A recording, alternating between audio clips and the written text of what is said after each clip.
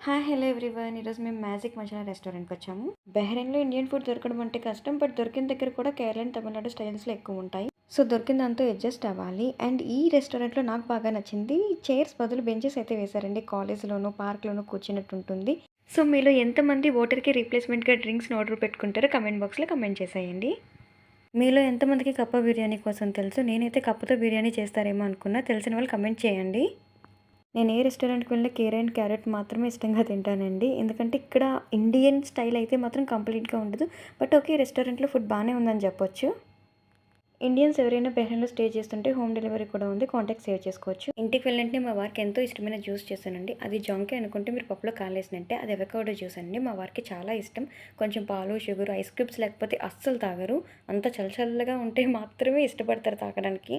ఈ జ్యూస్ ఎంత పలుచగా చేసుకుంటే అంత బాగుంటుందండి తాగడానికి. బట్ డెఫినెట్లీ ట్రై చేయండి, చాలా బాగుంటుంది.